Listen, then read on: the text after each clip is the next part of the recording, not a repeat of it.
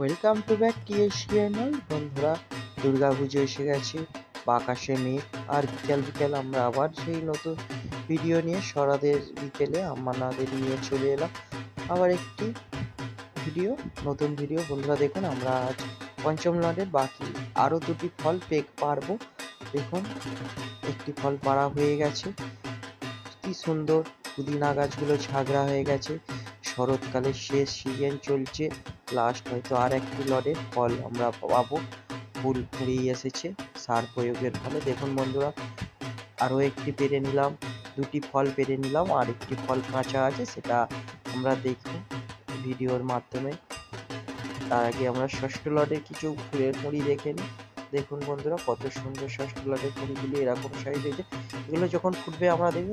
দেখুন বন্ধুরা, ফলটি এখনও কাঁচা আছে। ভিডিওটি ভালো লাগলে লাইক করবে, শেয়ার করে সাবস্ক্রাইব করবেন আরও ভালো